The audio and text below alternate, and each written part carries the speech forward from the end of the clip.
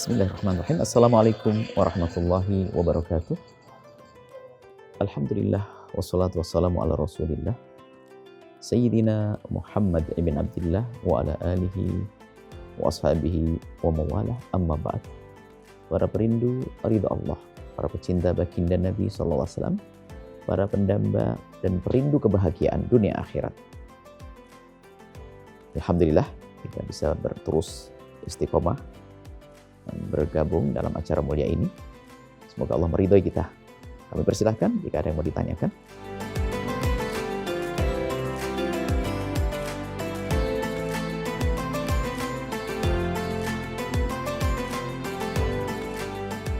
Kami sampaikan kepada wanita, para wanita, dimanapun Anda berada.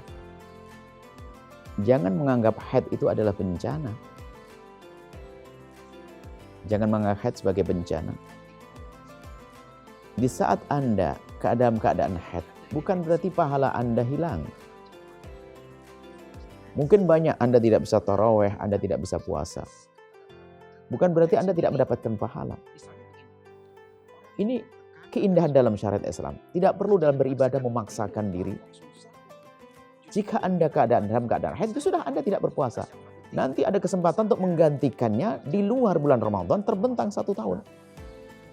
Nah, sekarang kalau ada orang ingin meminum obat agar tidak haid, biar full puasa di bulan Ramadan. Kalau bicara tentang puasa, puasanya sah. Apakah itu yang terbaik? Tanyakan kepada ahlinya, medis. Apa menurut dokter? Kalau dokter mengatakan tidak baik, nggak usah. Ibadah nggak boleh memaksakan dengan cara semacam itu. Dan tidak boleh dengan hawa nafsu. Anda mungkin rindu berbuat baik. Ketahuilah dalam keadaan haid pun Anda bisa maksimal dalam melayani anak-anak, membuat buka, sahur, ibadah, berzikir, baca sholawat, masih bisa. Tapi kalau menurut dokter, menurut medis adalah obat ini nggak ada masalah, nggak ada bahaya, nggak ada efek sampingan sama sekali, Anda boleh melakukan. Biarpun itu bukan sesuatu yang terbaik. Biasa saja, normal saja. Ada saat Anda berpuasa, saat tidak berpuasa bagi wanita haid. Ini adalah Allah beri haid itu bukan untuk musibah, bukan. Dan tidak orang sedih, oh aku tidak bisa puasa. Tidak boleh merasa berkecil hati. Karunia Allah sangat luas. Allah Maha Kasih. Biarpun Anda tidak berpuasa, karena Anda haid, Anda pun mendapatkan pahala. Jadi kalau memang menurut dokter tidak membahayakan, boleh-boleh saja. Biarpun bukan sesuatu yang terbaik. Seperti itu.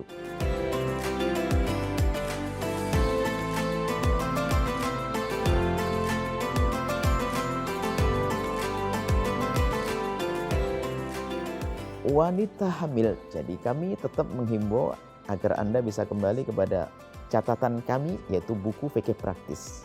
Mudah, Anda membaca singkat bisa paham nanti.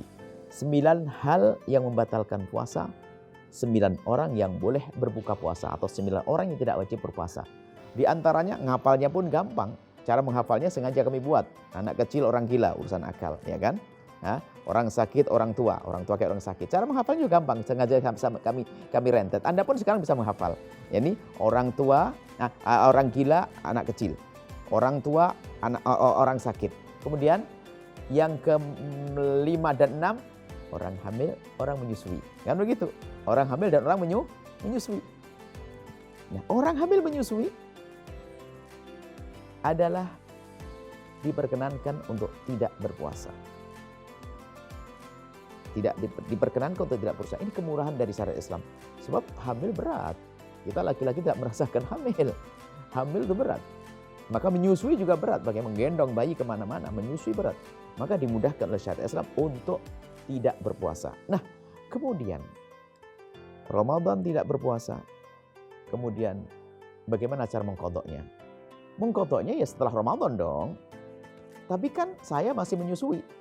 Saya membatalkan puasa di bulan Ramadan karena hamil. Di bulan Syawalnya saya melahirkan. Baik.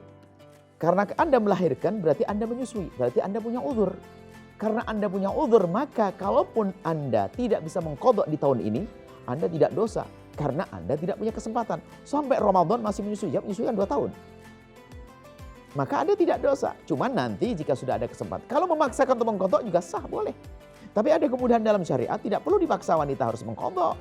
Kodok nanti.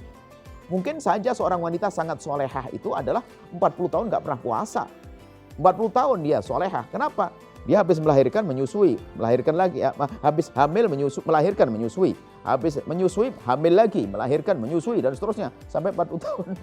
Nggak pernah berpuasa Ramadan, tidak dosa. Islam itu indah.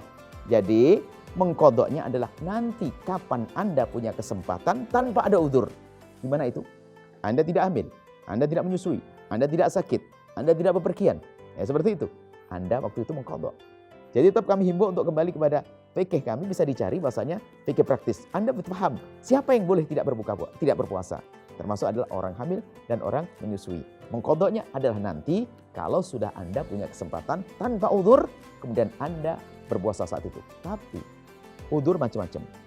Kalau masih ada udzur, maka Anda belum wajib mengkodoknya. Sehingga kalau sampai masuk Ramadan lagi, Anda tidak dosa. Karena Anda punya udzur yaitu menyusui tadi atau hamil. Seperti itu.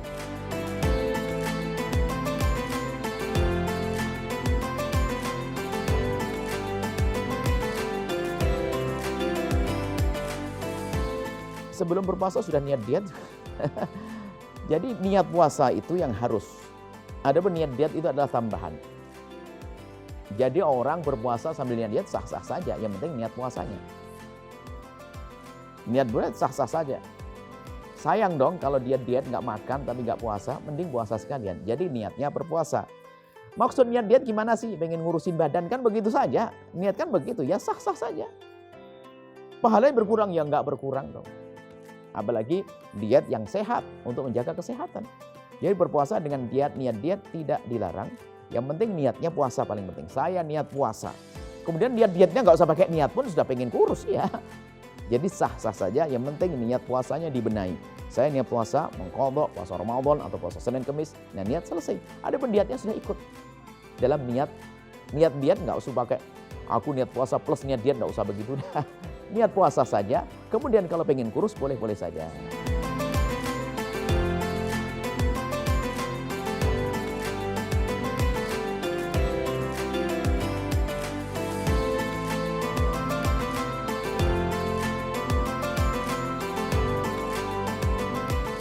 Tarawih adalah sunnah. Sunnah itu tidak wajib bagi Anda untuk melaksanakan sholat tarawih atau melakukan sholat di malam-malam bulan Ramadan. Akan tetapi Anda rugi. Ramadan adalah bulan untuk kita panen. Beramal baik sebanyak-banyaknya. Kemudian Anda tidak melakukan sholat tarawih, maka Anda sangat rugi dan rugi dan rugi. Cuma kalau ada orang berpuasa di siang hari bulan Ramadan tidak tarawih, tidak mengurangi pahala puasanya. Puasanya tetap sah, cuman dia kehilangan pahala tarawih. Puasanya tetap sah, cuman himbauan kami jangan dong. Masa Ramadan tidak sholat tarawih?